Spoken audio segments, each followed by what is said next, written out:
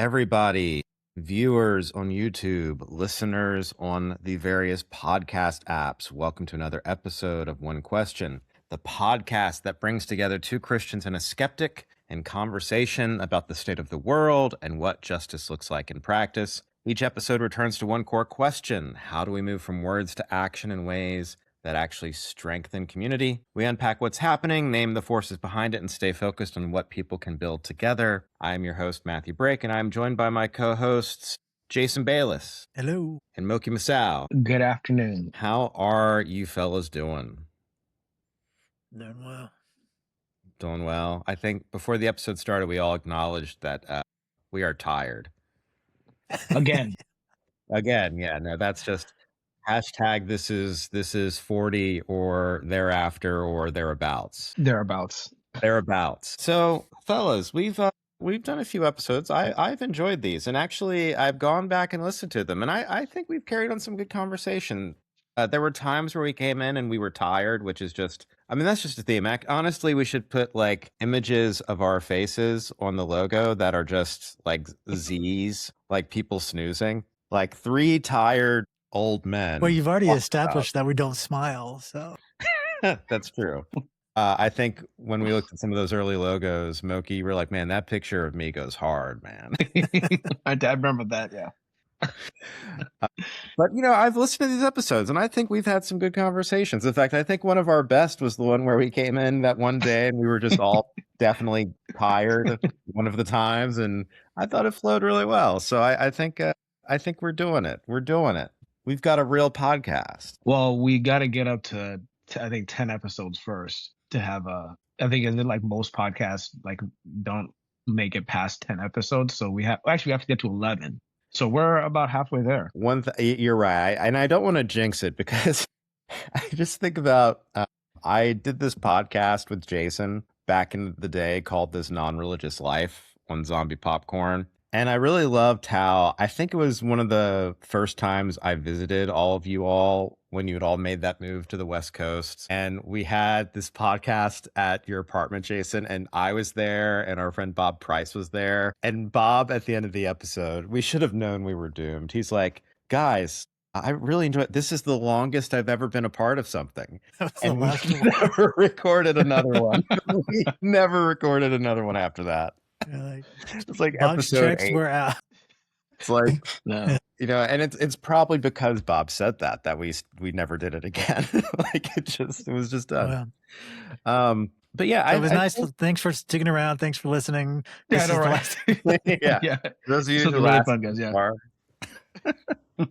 Well, you know, I've appreciated the discussions. Just to recap for those of you joining us, our first 2 episodes were addressing an issue that I think is really only relevant for certain types of Christian people wondering what has Jerusalem to learn from Athens? What have these Christians to learn from this skeptic like Jason, right? And then the following episode was Jason asking us questions about things we had said. And then the past 3 episodes have been a bit of a lessons learned from stories, particularly Moki's story, having spent some time as a missionary in Africa. And yes, I'm aware Africa is not a country. Which particular country was it again? Was it?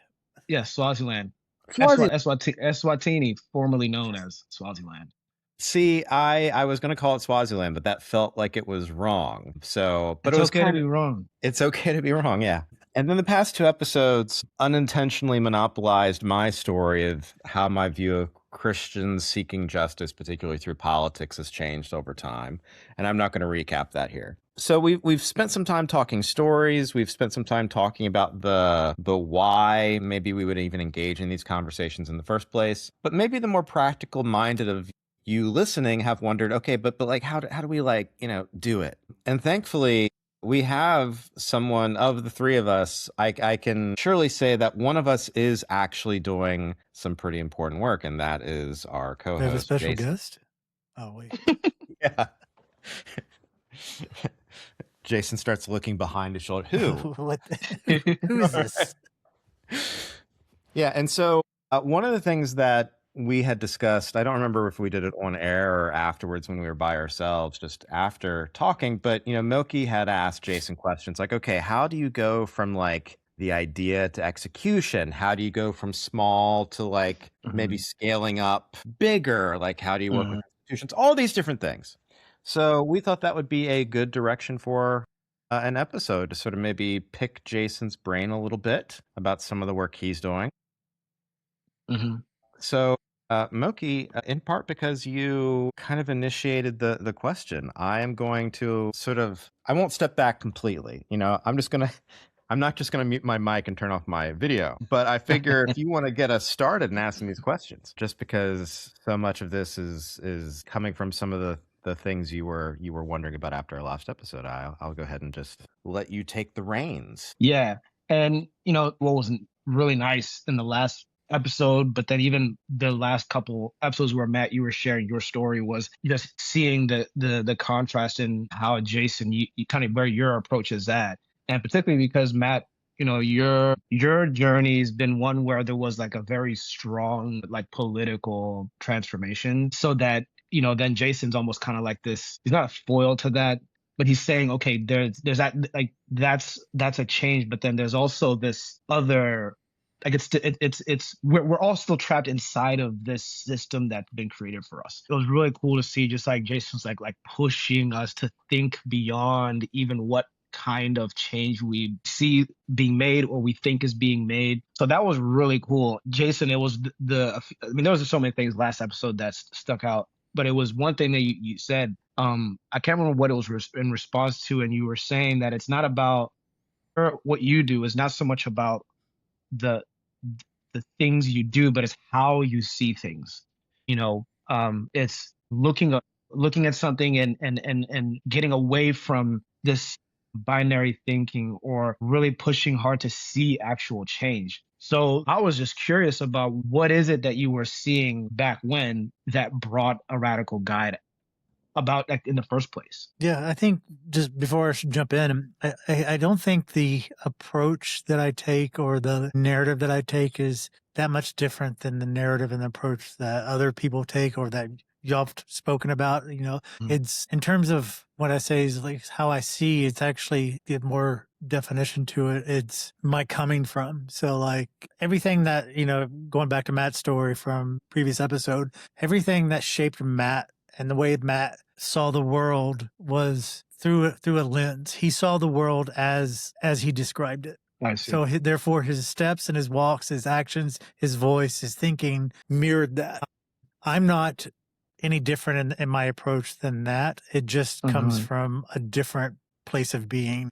And speaking of the binary, this is not a binary. I'm right, he's wrong, he's right, I'm wrong. It's how we approach things. So I just wanted to name that I definitely don't want to go into, well, this person's unique because he thinks differently, or I want to really land that we kind of all think the same. It's just the subject of how we approach it. It might slightly be different. And that's kind of what we talked about in the last episode in terms of organizing, is like, you're going to be met with a lot of ways people approach a problem. And the point of being in conversation around different people with different ideas is not to rule out which is better and which is worse. It's to get to that deeper understanding of what's the coming from of that, and does that support the collective goals moving forward? Just name that, and then go back to your other question, is like, what was my coming from for a radical guide? What was my looking for a radical guide?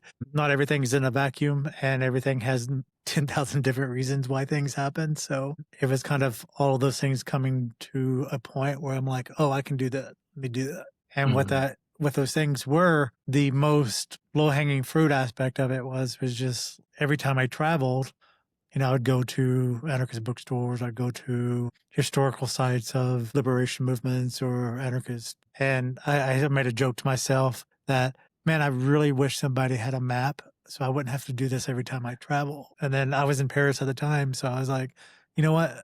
I don't need to wait for somebody else to do it. I can do that. So when I got back into the States, within like 3 months, I had the site up. it was just a directory. But in that process of thinking it out and talking to people, is like, is this something? What does this look like? What does this mean? Because more than just a directory, being in conversation with folks, it reconnected me to when I was younger. And I mean, I identified as an anarchist, around age 12 or 13. Mm-hmm. But every time the juvenile aspect of it, didn't fully understand it. I had mixture of what I consider true values and mixture of the mainstream narrative of it mixed in together. And so I couldn't make heads or tails of it. I didn't have enough lived experience to make heads or tails of it. But what I did know is anytime I mentioned it, it was met with such resistance that I never talked about it anymore. It became part of like, this is important to me. I'm learning why it's important to me, but I'm not going to tell anybody about it because I'm going to learn and move forward. It makes no difference. It doesn't make any relationship or conversation any better because people would just fight me on it. Well, and I wasn't intelligent enough to be able to have the intellectual conversations to move people around that. So that youth experience and then being in conversations around hearing people go, well, I had no idea people were doing this or this place existed or this history existed, really brought that back out. I was like, you know what? I'm tired of not talking about it. We need to talk about it. We need to lift up the voices of people doing the work, because all of this work either flies under the radar or gets co-opted by a mainstream narrative. And so much is lost when that happens. So a radical guide grew from a directory to educational resources to actually providing financial support for people and groups who are on the ground doing the work, but don't fall into what normally gets funded by folks. And the motivation behind that, the come from that is like, most of these people who are doing this work are doing it after hours. They're doing it after their 9 to 5, after making sure their families are fed, after a hard day of struggle of just within the system that we work in. And then they spend the rest of their hours of the weekend, the waking moments, organizing to try to make change in the world. I was like, what would it be like if we actually created an organization, an infrastructure that paid people to be able to do this work, so we wouldn't have to worry about, going to a box store or going to a place that doesn't share our values, making them money and getting scraps from it. What does it look like when we actually build an infrastructure where we can generate money or generate revenue share and pay people to do this work? So we're at the very beginning stages of that. We have 2 programs or 3 programs that are currently in action, working and being very effective. And I'm looking at how do we expand that more.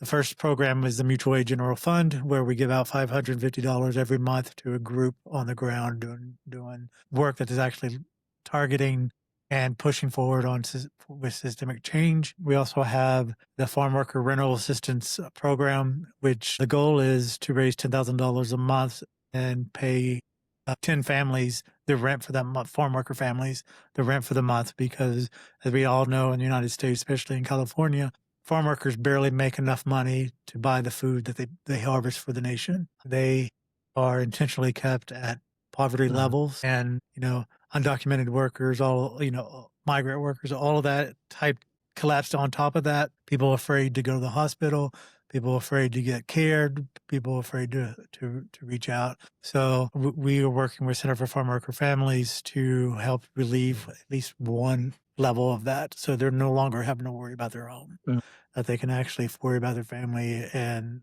provide for what's needed. The other program that we have is the Financial Solidarity Program. And what that is that we work with groups who are looking to raise money for projects, whatever it may be, so that they can use our platform to raise funds for their platform or for their work. And the people donating to the projects can get a tax 501, tax write-off deductible for that. And we're essentially, that stemmed from conversations talking to many groups that they're tired of using, pages like GoFundMe or what, because GoFundMe and those pages take percentages of what they raise for themselves. And those companies most of the time don't align with the values that these we have and that the groups have. So in those conversations, like, well, why don't we create something like that so the money stays within the movement, stays within what we're trying to build together. So those are the 3 examples of the experiment that we're trying to build to move forward, as well as lifting up and raising awareness about what is actually happening on the ground. And all that it simply comes from my lens of like, there is a way for us to create a better world. And the answer, I mean, you can listen to all the episodes, the answer's always been, and that's through community. And as long as we're in conversation and building communities and supporting communities in the ways that actually lift up the community, then that's the work that's done. I don't know if that answered your question, but that's my response. It answered a lot. And even just in my mind, an answer to the question of how do you step outside of like a binary way of thinking is really, well, just start doing something, and even like about when said in Paris, like I wish like there was a map to find all this, and so I think just that was helpful to hear about like how these things are working, and even how you're identifying these areas and identifying people or communities that can be impacted by kind of taking that initiative to make something happen. I had no idea about how farmers in California. I don't even think I even knew there were farmers in California. I'm in Northern Virginia. I don't know anything about the rest of the country. All I know Well, I about mean, is it's the same for farm workers all over the U.S. I mean, Florida, everywhere is yeah. It's a it's a farm very workers oppressive were the one industry. group they were the one group that was exempted from minimum labor law, right? Or minimum wage labor, Really? minimum wage laws. In part to keep the wages cheap and affordable. And child labor laws were also not applied. I mean, even basic safety. I mean, Jason, I think you and I had talked about this in the past of some of the chemicals that these farm workers work with. The industry isn't regulated, so they'll be working with these chemicals in these fields, and like their skin's falling off their arm because like there isn't the safety there that needs to be there. Yeah, I mean, there's been reports time and time again of farm workers in the field and the crop duster planes come over and drop the pesticides. That's nuts. Yeah, it's systemic racism within an industry. It is. When you dig into it, you'll see the revolving door of migrant workers from Central and South America to the U.S. was created because of NAFTA, which was NAFTA stepping in and saying corn is no longer going to be grown in Mexico. It's going to be grown in the United States, which killed family farms, generational family farms in Mexico and other parts of Central and South America, relocated the product here in the U.S., and then the U.S. complains about migrant issues, which we as a country created, and it's a revolving door. Like in California, because the Center for Farm Worker Families and other groups, there was on the books what was called a 50-mile radius, and what that required was if you were a farm worker, when growing season is over, you have to move 50 miles away from where you worked before you can be rehired back again the next growing season. What? And so if you had a family, if you've ever moved, you know how stressful it is to move, pack up and move. Imagine doing that twice a year just so you can have a job. And growing season ends at the same time that in high school, the final exams are happening. So these students are being pulled out of school and transferred to another school so that their family can continue to work. During the battle, I mean, we went to Sacramento and we've held a lot of protests and conversations and did a lot of actions. And every time we asked anybody within the government, why is this law on the books? Nobody knew. Nobody could give us an answer. They're like, oh, we don't know why it's there. Then we're like, why don't you move it? Oh, we can't do that. So there's intentional steps in there to keep the workers unstable so that companies like Driscoll's can make a profit off of farm workers. So if you're buying Driscoll's, please stop. There's an international boycott of Driscoll's. I don't even know what that is, but if I find them, I'm gonna not buy them. Yeah, I mean, and then that's just here in the U.S. because even with the Driscoll farms in Mexico, they hired militant security to open fire on the farm workers because they were protesting. But anyway, that's not this episode. But you can happily read about it. You can go to Center for Farm Worker Families, farmworkerfamilies.org to learn more about their work. You can go to Radical Guide, radicalguide.com or .org, whichever you prefer, to learn more about that. I'm sure we could even put that in the show notes. Could, yeah. for easy reference. Right at the top. Jason, I want to ask a follow-up question. First off, I'm intrigued by, because I remember when you started Radical Guide, and I remember when it was just that sort of mapping of historical sites. I mean, communities that currently exist too, to sort of highlight where there are different communities now that are trying to live in community and create liberation spaces and all this stuff, as well as the historical sites, right? So I'm intrigued by that, and then the move to educational resources, and then going beyond that to be like, okay, now let's actually doing the work too. I'm intrigued by the organic growth there. Now, because I can't help myself, because I know we said we wouldn't get philosophical, I did want to return to something you said earlier, just because I know that there may be people listening. And we've used the term a lot on this podcast. When you bring up the word anarchism, I'm kind of curious, because I have a good sense of what you mean by that. But I also know growing up, like I remember being in a class in like 7th grade where I think Albania was described as anarchy, and by what they meant at the time was it was just chaos. There's no order or anything. And that's not what you mean at all. And that's not what anarchy means. So and we don't have to spend a lot of time here, but I do wonder if you could give us just a quick download of how you are, when you say anarchy, what you mean by that as a way of living and being in the world. Yeah, and how it relates to your work. My definition may be different if you find somebody else who has, identifies as anarchist. But I think a common historical legacy thread that binds all trains of thought around anarchism is the work to challenge unjust authority, or any authority. And authority in this sense, essentially what we mean is unjust authority, or in this sense, is anything that has domination over life, anything that has domination over self, over other, over nature. That is the core foundation, at least in my interpretation of anarchism, of anarchist thought. And that shows up in many different layers. That can be, we talked about Michael Bakunin, about God and the state. He approached part of his anarchism as challenging the authority of the church for valid reasons. Emma Goldman also, in multiple different manifestations of it, also challenged the domination and the authority of male dominance. So it shows up, just looking at the history, it shows up in many different manifestations, but the core thing is challenging unjust hierarchy, unjust authority.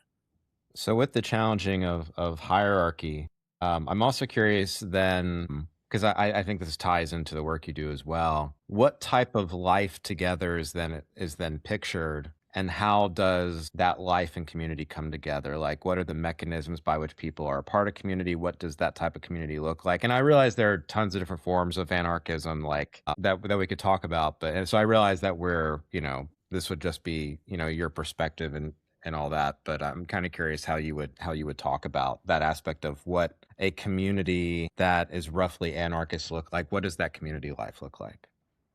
It's whatever the community decides. I knew it.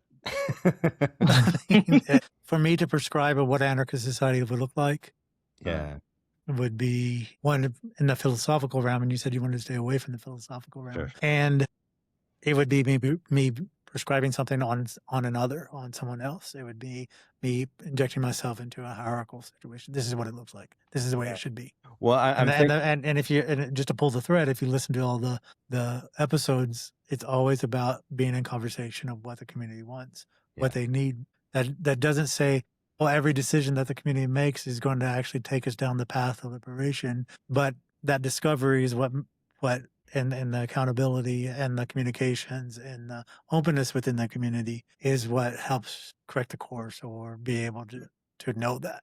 Because go ahead. I was just going to say, so, if I were to, as I hear you talk, there's obviously an element of egalitarianism, right? This, like, everyone is equal together, right? Even the idea of mutual aid as an anarchist, doing mutual aid, the idea of the mutual aid, and this is a point we brought up, is that you're in conversation with the community that you're aiding. They're in conversation with you. There's no dominance one over the other. Like, and it's there's no savior, and there's no I'm here to help you. It's the aid is bounded together. It is because we are building something new, that we are taking care of each other through this through this act. Yeah, it's voluntaristic, we could even say then, in the sense that people have the freedom to engage in those things together without the goal of dominating the other. Yeah, I think people have agency. I think I think freedom gets kind of diluted. I think it's agency is more, because you have the agency not to participate. You have agency to participate. Agency is an aspect of that coming from that we were talking about, is like the lens that you look through. Like what gives the collective agency? If agency is ever removed, then that's a red flag that there's something happening that is not in the benefit of the whole. Yeah. Yeah, and again, I don't want to go down too far, because I mean there could be an entire conversation about anarchism, but as just sort of some working thoughts about it, I wanted to throw that out there for those who are listening. The beauty is you can define it yourself. Hey, I mean, people do. I mean, there's it's anarchism is not left or right. It's not in the center. It is a different train of thought, but because people can define it themselves, it has manifestations of the spectrum. We have anarcho-capitalism, which is in my mind, cannot be anarcho anything, because capitalism is a hierarchy of oppression. It is even in the most beautiful formats and poetic speeches about capitalism is still oppressive. And if anarchism core foundation is dismantling unjust hierarchies, or just dismantling hierarchies, then capitalism cannot be in that domain. well, and that's another dynamic you read. Like if you read Emma Goldman, she does talk about the church, the state, but even the idea of property ownership. So when I've taught anarchy and I've talked about property as creating hierarchy, I've sometimes told people, like, in the end, like, we can talk about equality under the law, but if I'm in a court case with Elon Musk, who's going to win? And it might not have anything to do with whether or not I have the better legal case. The reality is he has the money and the property and has basically bought his way into political power. And that creates a hierarchy. I think having money and buying his way into political power is the manifestation of something else. I mean, because we talk about the box of allowable action, we can get into that here in a minute, but there is institutional practices, there are legal, the Constitution, et cetera, has set this up so that that life is property, that land is property, that property is an inanimate object, that is not something of a system, it's something separate of a system. So therefore we can monetize it, we can do whatever. And I think Bakunin also, was it Bakunin? Well, I'm not going to say this because I can't remember who said it, but that's not in the philosophical realm. That is not in, and this is just an anarchist or, somebody who doesn't agree with the system saying the system doesn't work. There's intention behind, and there's actually rules in the books that actually put forward things that keep us from being able to respond and act. Like we were talking about in the last episode, is like we didn't the things that are applied to us, we didn't apply to ourselves, they were applied to us. And I think the box of allowable action shows up in many different things, but there's the box of allowable action is something very, very specific that talks about how we are removed from that conversation. Well, and to your point about property, like, I mean, I want to philosophically affirm what you said before, maybe, because I think the question of the in the box, out of the box stuff is a good transition to make. But to your point about the system being built to reify property as much as it does, I mean, really, this is something, again, I talk about in my ethics class. That's just John Locke, right? Like Locke, when you read his second treatise on government, life is equal to property, to the point where it's almost more like property and life connected to property is almost more important than life itself, or life without property. Well, and you so don't even need John Locke. You just read the Constitution, and the Well, Constitution is a properties rights document. Well, right, and that's where, I mean, Jefferson and Madison. I mean, Locke is in the air they're breathing. Although there have been like scholarly debates, how much has Locke really influenced them? But I mean, it's hard to read Locke and then go back and read the documents and be like, oh, I see where they're drawing from. I mean, life, liberty, and happiness is just an alteration of life, liberty, and property. Yeah, right? The Bill of Rights didn't come in. The protection of the people didn't come in until struggle happened. Yeah. Until people were like, this property rights document is not serving us. It's only serving the rich, the white landowners. Yeah. And so that's where, and that's again, I mean, we could talk about property as creating hierarchy, but that would be another anarchist contention as well. And my point that I make to my class about how property creates hierarchy, that has nothing to really do with our popular notions about what equality means between the rich and the poor, because the rich are more favored by the system because they have more property, and our system is made for people who have more property. And I would also push back I would even push back even further that you don't need to talk to an anarchist about the hierarchy of property. You can talk to any indigenous culture throughout anywhere in the world, and they will tell you from lived experience that property and the right to property has always been a pathway towards oppression. You remove people from the land and their resources and their connection to the spiritual of that land, you remove the people. You kill that spirit. Yeah. I feel like this is potentially giving the seeds of a new episode. But Moki, I wanna throw it back over to you for that next question about the box. Before I get to the next question, Jason, what a radical guide.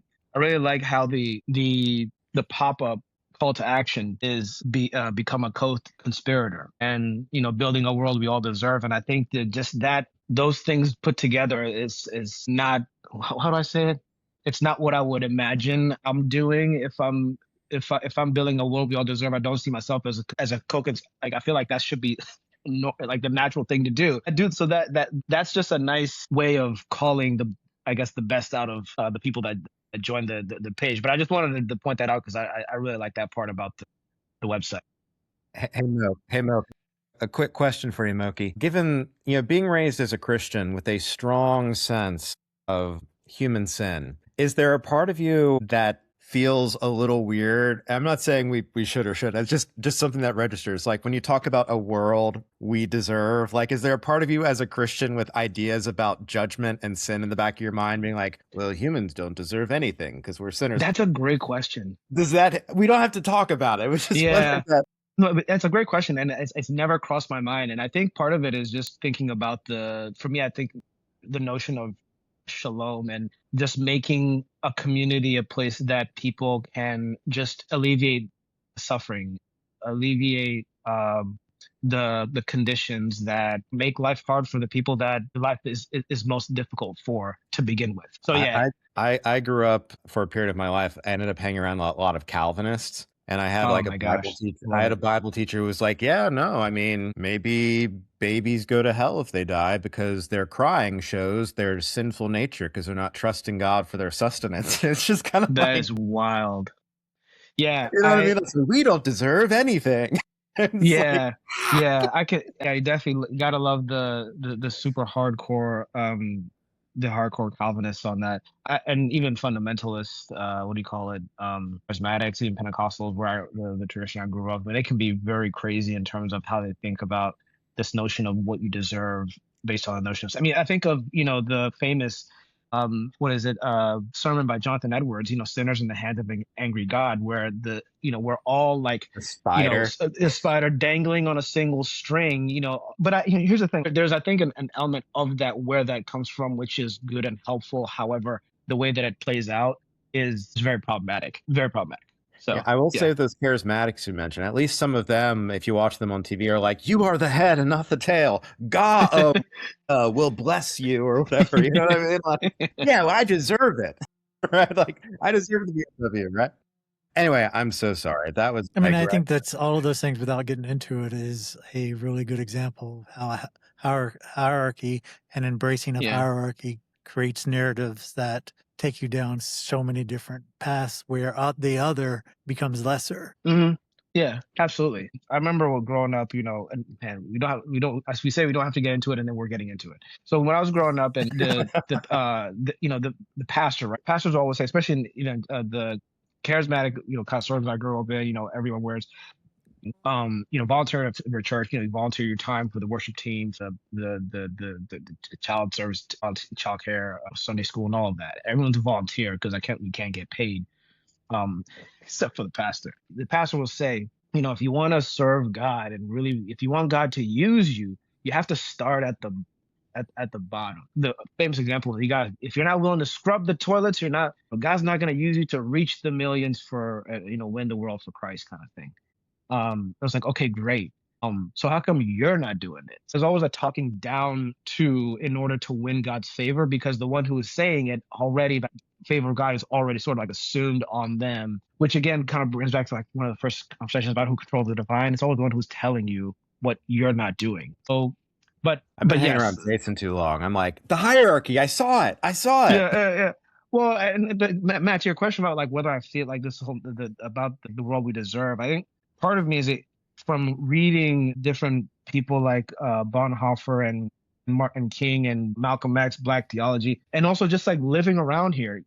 Part of it is also like for a while, like we didn't have any money, so like we were and like we were praying all the things that they say you do these things, God's gonna quote unquote bless you. It's not working, and understanding that it wasn't like the world is very hard and very painful, not because like you did anything wrong. That's just how the world, that's just how this thing is set up. And people who are kind of sucked into it don't see how their own, like how a privileged position could be there because of like an inequality or a part of the way things are that benefits some people more than it benefits others. So even if you get lucky in some ways, like the way the thing is set up, like the chances of you getting lucky and me getting lucky are not the same. And but they say, oh, it's just, but everyone's equal. Like, all you have to do is work hard. And anyways, we said we weren't going to get into it.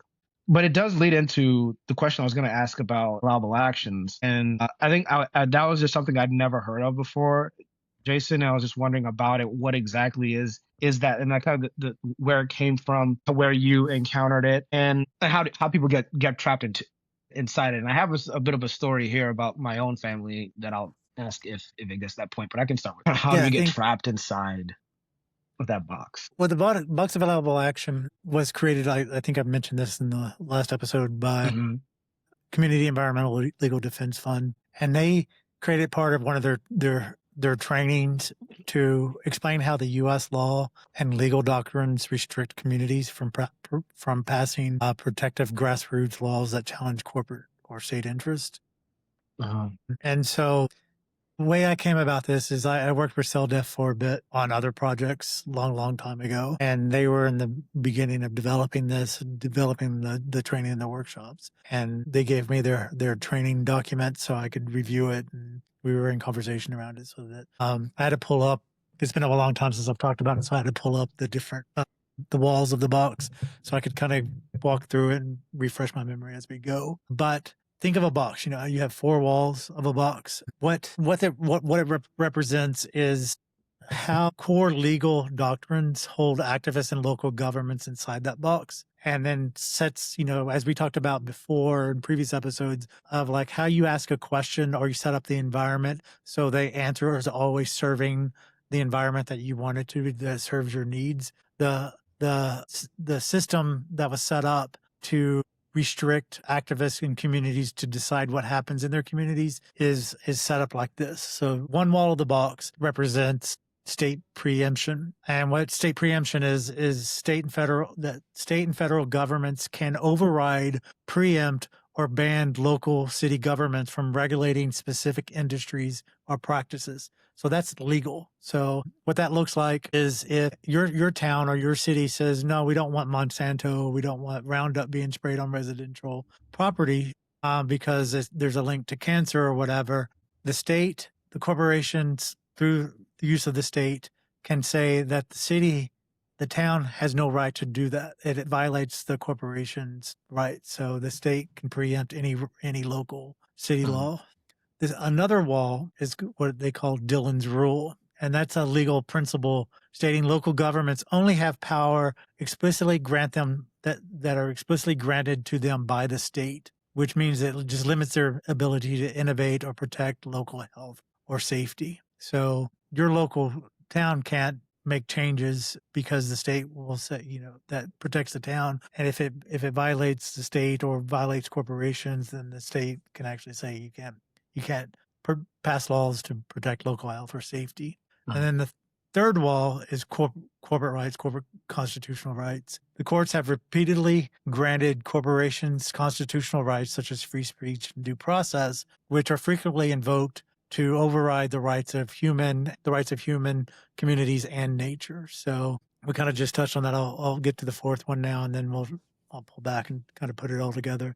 And then the fourth wall is the regulatory fallacy. So this is a false belief that regulatory agencies such as the EPA exist to stop harmful activities rather than simply issuing permits that legalize or manage those industries. So what that means is that you have this box of allowable action with all these actually legal precedences and doctrines that make it where it already controls the conversation. It already controls the narrative that communities can have.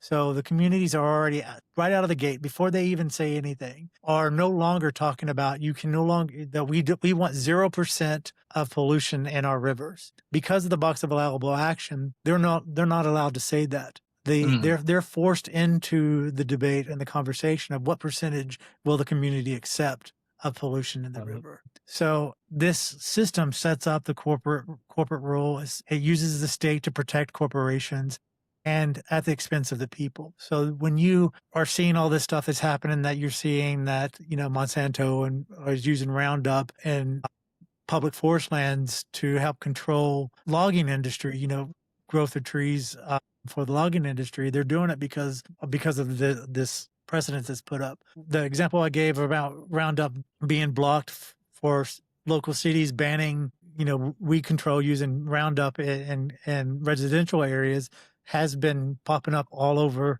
the U.S. And every single time the state has stepped in on behalf of Monsanto and Bayer and saying that this is a violation of corporate constitutional rights because you cannot ban this product from being in your being sprayed on your neighbor's lawn if your neighbor chooses to do so. Even though there's so much information out there of the link to cancer and other issues. The dairy industry does this all the time. There was a time, you may remember when we were a little bit younger, when consumer rights organizations were trying to put just a label on gallons of milk that said this product has growth hormones in it because growth hormones has shown to have adverse effects on children. Because of this box of allowable action, the dairy industry and those who represent the dairy industry sued and said you can't make us put anything on our product because that's a violation of our speech. And so nothing happened. The labels didn't go on. The labels that you did see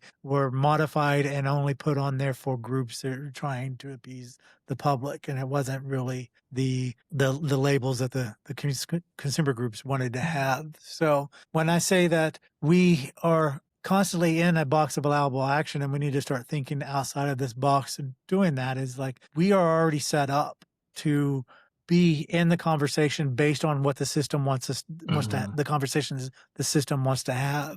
And so when we talk about, on a Radical Guide and even on this, when we talk about the strength of community coming together to saying, well, what is the world that we deserve? That is deeply rooted into like, well, what is it that we need so we can thrive, so that we can live healthy, that we can actually build and flourish within the community that we live in. And let's build that so we're no longer bound to the system that is only looking to make profit, regardless of the expense on earth, people, and nature. One thing that I would add to the box of allowable action that also keeps it in place is what SELDF has also termed in the training called the black hole of doubt. And that's the black hole of doubt represents that we think we're not smart enough, that we're not strong enough, or that we're not empowered enough to actually have the right to govern ourselves and our communities. So when you have that doubt, when you're faced with, like what Matt was saying earlier, these individuals, these corporations, and these entities that have billions and now trillions of dollars, it's mind-boggling to even think how do you go up against that? How do you fight that? How do you move that ball, knowing that the system is, the box of allowable action is intentionally set up to restrict the conversation. So what do you do when you realize that, when you see that, when you know that not playing a game for your interest. I think that's another aspect that a lot of people have, is like, we as individuals, it's like we would never do that to somebody. So it's kind of hard to think that there are individuals, institutions, and systemic systems out there that would actually do that and do that. It's hard for us to think that it's easier for us to think that's exception to the rule rather than, the rule, the overwhelming rule. And the fact is, when it comes to monetizing, making money, to centralize power and wealth, the overwhelming rule is that's by any cost and by any means necessary. And I think this works. The box of allowable action was created before the Trump administration from either term, but the Trump administration is really showing the kind of pull the veil back on that like that administration is no longer trying to fluff it up and keep it behind closed doors. They're saying, no, this is the way the system works. This is the way it's set up, and we're doing what we're doing. We're stripping away protections from the EPA. We're stripping away protections for land. We're stripping away protections for people that we don't agree with, trans, LGBTQ, everything. And all of that happens, when we think about it, is like, well, how do we challenge that? We are already stuck in that box of allowable actions, and we have to start thinking, how do we get out of that? How do we actually start countering methods and paths forward that actually no longer keeps the power within the hands of the power? And I think that's the people power. That's the community power. That's us building systems, building the community that is actually providing for the food for the community without the need for institutions. That is the community coming together, providing care, community care, health care, without the need for the institutions. And there's models all over the world that are showing up that this is possible. This is not a pipe dream. This is actually things that people are doing. And one of the reasons why Radical God also exists to elevate, because we are so, in the US, we are so stuck in this box without even being aware of the box that we can't have the conversations of something alternative because we keep having the rehashing of the same conversations. The conversations can no longer be what percentage do we accept as a community of pollution in our drinking water to we demand 0% of pollution in our drinking water, and what are we going to do about it? Sorry, that was my little do. That was great. And it just reminds me, two thoughts came as you were talking. One is that in this system, in many ways, oppression or inequality is really the collateral damage for the system to keep working. So it's not really about, so your example, we on 0% pollution would be to say, okay, there's going to be no pollution in this water and the community is going to be safe. That's the world we all deserve. But the world that we're given is the one where the water will be this percent polluted so that the wheels can keep turning, and some of you will maybe get sick or die or whatever it may be, but that's just the way it is. Yeah, so there's an added element. Damage. Yeah. And then the other one is, I think of the, Martin Luther King's I Have a Dream speech. And I think what he was trying to say was something like that. This world we all deserve, about his kids being judged by the content of their character rather than the color of their skin, or just the in large parts racial harmony. I would say shalom, using a more of a religious term, and that's to me akin to saying we want 0% pollution in our water. And there is now, I think, where the conversation really lands for the most part is on voting, and in large part on voting. And it seems like we're living in a world that will allow the kind of change or allow the kind of progress that it can manage. So I don't think we can't manage this idea of a 0% pollution like version of racial harmony. What is it like if, example, removing as best we can the political baggage that comes with it. Black Lives Matter. That came about when, the killing and so on and so forth. What happened immediately after that? No. All lives matter. And then right after that was no. Blue lives matter. And again, it's not about removing the political baggage. It's about this notion. Okay, imagine for a moment a world where Black lives do matter, where this idea that, hey, we are systemically oppressed in that the game is rigged for us, and how can we unrig the game for us, or at least acknowledge that it's rigged, and then creatively find ways to bring some equity about, or bring some, like, I don't, to use words that just not the best words, but leveling the playing field. Okay, let's hang there for a minute. That, I think, is that's a community conversation that can maybe have some traction. But then even in that, where the conversation typically ends is on DEI initiatives, because that's a change that can be managed. So anyways, I'm just thinking out loud there, but nevertheless, it's just my mind just comes down to, it's the main thing is that we're set up to have collateral. We the people are the collateral damage for whatever kind of stability that society at large has. And the change that we think we're making really is the one that can still, like, keep things kosher. Is that where you're, because you mentioned voting, was your comment basically that when it comes to voting, we're basically voting within the box? Well, because that's the percentage of pollution that we can live with, because I think, like, Dr. King probably was saying something else, like that idea of, like, racial harmony, one which really does attend to what keeps this world going in the same cycle of oppression. How can we remove those barriers in a way that begins the conversation by prioritizing the people that are being oppressed, and which is really, like, from a position of humility? How can we have that conversation? Okay, let's do that. But what ends up happening is more about, like, voting is the way to sort of make it happen. But really, it's about making enough change so you just keep quiet. And here again, it's not to say that voting I vote all the time. I don't know, you hate it or not, what I mail my stuff in, because I'm like, why would I stand in line for hours? I could just, anyways. But that's my flaw there. But it's the 21st century, and there are ways, like, not everything has to be hard. So I vote every time, but I always mail it in.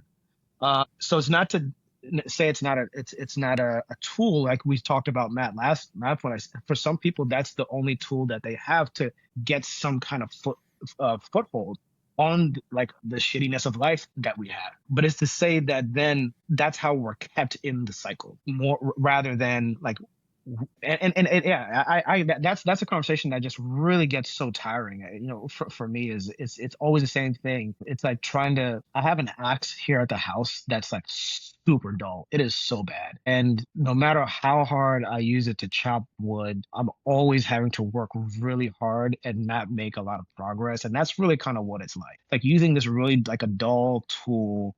And it's like, okay, but I just use it harder. But I'm just working more and working longer to get to the same end. I'm not making any more. It's not getting any better. So that's my mini soapbox. I didn't even ask a question. I was just, like, rambling there.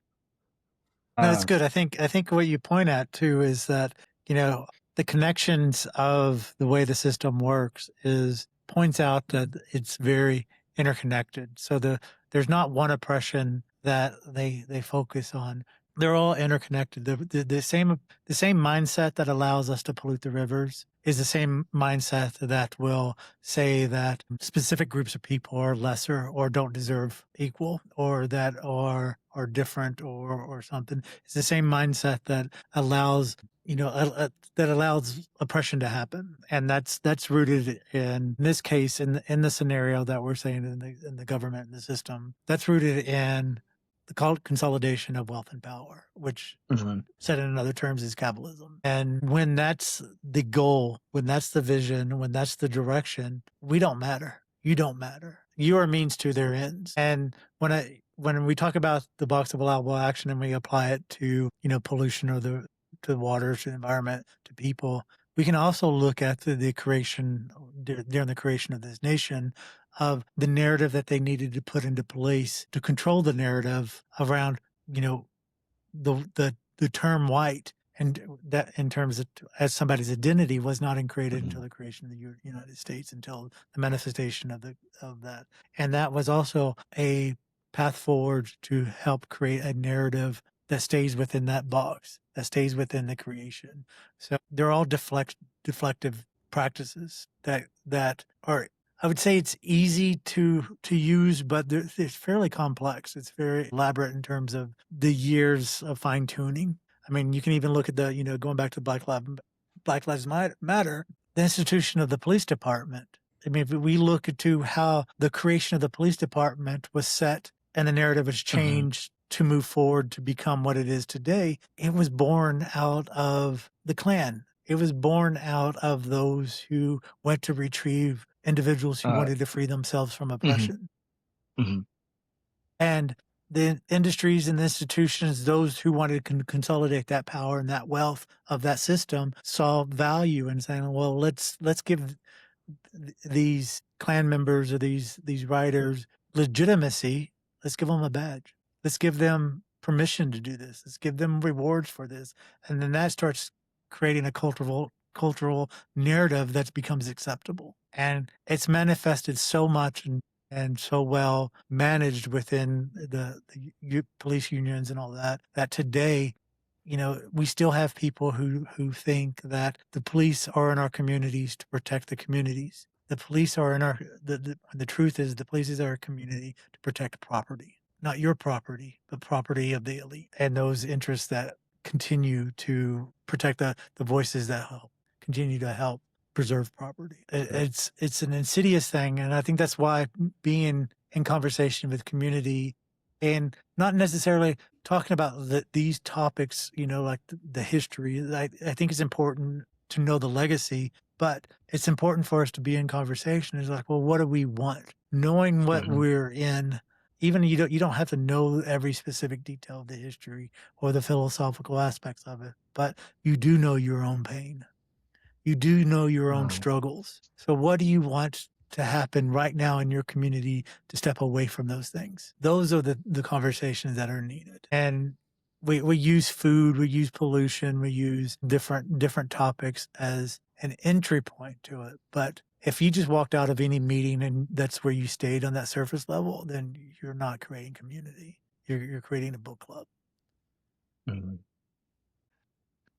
I'll tell you talk about your own suffering and your own pain. When we were broke, couldn't squeeze two pennies together broke. I was in real estate, and Matt, you remember those days, very inglorious days. And I remember I really struggled working in real estate sales because I didn't believe in the product. And any salesperson will tell you, if you don't believe what you're selling, ain't nobody gonna buy it.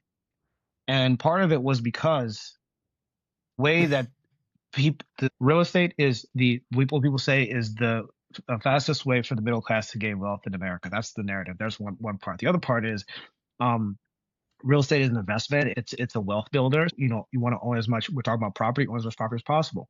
But the way it is like people say, hey, just go here, buy a rental, for this amount, buy it low, and then you can always raise the rents every year, and you'll pay down your mortgage, you'll pay it down, and then you'll get out of the grind. And that to me is a problem because rents rising astronomically make it so that the people whose wages are not rising astronomically are being pushed out of the places that they're already living in. And so you're telling me that I, with a clear conscience, will tell someone, hey, get into this, do this, build your portfolio and all that. And hey, you can it's all about you. It's all about your own power, your own control. And the people who are getting pushed out are the collateral damage. But it's okay because you own, and the whole thing is this, when you talk to buyers, do you want to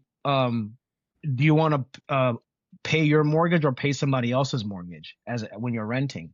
I'm like, well, yeah, I would love to pay my own mortgage, but you're telling me that then when I then become an investor, I will have somebody else pay my mortgage for me. So you want to be on the other side of oppression, so that at least you're not the one who's being oppressed, is sort of the goal. And that really is why I just could never, it was really like a conflict of values while I was doing that, because I just could not see how this was helping the people that need it the most. Again, there's no question at the end of that. It just was a thought that came to my mind. But I think it's really important too, because if we're going back to the community aspect of it and that quest of building the world that we all deserve, We have people showing up. Part of several groups that we fund through the Mutual Aid General Fund are groups who help protect people who are being evicted from property. And what we see many times in that is that people will actually show up and block the police from coming in and physically removing the tenants from these houses. And that those types of action come from the community coming together, having a conversation and like, what are we going to accept in our community? We're not going to accept our elders being thrown out in the street because they can't make. Makes me think everyone. Go ahead, Matt. No, Matt, you tell them the thing is, why did I share that story is because of that. What you just said, Jason, is like, your own pain and your own struggles. And like, that's why I couldn't do real estate, is because I was like, we couldn't afford our rent being raised. What is it, 2% or 3% or 4 or 10, whatever became the norm. It's like, oh, just rate it however you want, because someone's gonna pay it. Someone's gonna pay it anyway. The rental market is definitely like a landlord's market in that, like, there's just nothing available, so you can put it whatever price you want, and someone's gonna find it. Because I was in that boat of like, I this would crush us. I just could not advocate for that kind of a system. Everyone forgets that Martin Luther King, in case there's any question, that one of the things he was advocating for before he died were tenant unions. Now, really, yeah, it was like a big thing, and you can read of it. This came after I Have a Dream, right? This is from Where Do We Go From Here? Yeah. I mean, we could talk. I mean, that can create an entire box of acceptable action thing, because, creating a union might be within the system. Jason, you're talking about people who are blocking the police. So like, that again is stretching, like stepping outside of the box of allowable action. There's an entire conversation there. But in terms of the issue of rent and exploitation, King has a lot to say there. There's this community up in Chicago. I believe they were Reba Fellowship. I don't know. I hope they're still there. They're kind of up near Evanston. They're a sort of an intentional community, sort of a collective ownership thing. And they have a number of properties they bought up in this one neighborhood, in part to keep the rent low. And the people who are part of this community all live in these houses that are owned by this collective. I hope they're still there, but to that point about, keeping the rents low in a way that benefits not only the people who are in the community, but it also ended up benefiting the people in the surrounding communities, because it kept the rents. It kept people from being priced out. I think about when I was living in Fairfax. I was living with some friends, and next door there's actually a row of Section 8 housing. And it's interesting that it's like the Section 8 housing existing for people who would otherwise be priced out. And that created some interesting conversations about, questions about property value. We were in our community, we were talking about the need to reach out to neighbors. Like, we could reach out to these neighbors, and how we had people in our community whose family members like, don't reach out to your neighbors. They'll, in their Section 8 housing, they'll molest your children. It's like, like, it's interesting to see how that dynamic of property and exploitation versus the lived reality of people who are vulnerable plays out there too. I feel like, I don't think we intended some of this discussion to be a two-parter, but we have, Moki, you wrote out a lot of questions that I feel like can take us in some direction. So maybe this will be something we can pick up on next time, because we are at about the hour 20 mark. Well, I'll tell you, if we don't, these questions have there's no dog in this fight. And I just wanted something to get the ball rolling, because I figure once it gets going, we always find a really good discussion. So yeah, happy to do a two-parter. Also happy for this to be a one-seater. It's all good with me. Cool. Either way, friends, listeners, thank you for joining us for this conversation. Moki, Jason, any final thoughts before we play wrap up here? Go to radicalguide.org. Yeah, go to Radical Guide. Here's my capitalist promotion. Right now, a fellow co-conspirator of a Radical Guide is matching all monthly donations up to $6,000. So please, if you want to donate to a Radical Guide, head over to Radical Guide and donate and become a monthly co-conspirator. And by doing so, your donation will be matched, and we can do more work in connecting the community to the work that's needed. Yeah. Last thought is, to all the Christians that we have that listen to this, your church probably has a building fund that has been talked about since the beginning of time, but your church also most likely has a benevolence fund, and that's where they have funds allocated to help the people that need it the most. When we were struggling, when I got laid off in 2023, our church helped us from their benevolence fund. That's also the first time that I actually even like heard of benevolence fund. But every time now with my my 10%, as part of being faithful to the Abrahamic covenant, I give to our church's benevolence fund and encourage the rich people to start giving to the benevolence fund and not the building fund. Nice. Well, friends, I feel like I've restarted the ending like twice now, but those of you who are listening, thank you for joining us. Feel free to look up any of the stuff we talked about. I think at least some of it will be in our show notes. If you have questions, comments, angriness that you want to share with us, you can email us at onequestionpodcast1q@gmail.com. You can comment on the videos on YouTube. You can like and subscribe on Apple Podcast or Amazon or wherever you're getting podcasts. If you leave a review, it moves us up to become noticed more. And I mean, that would be cool. So thank you, friends. And we will see you next time. Toodles. Right on.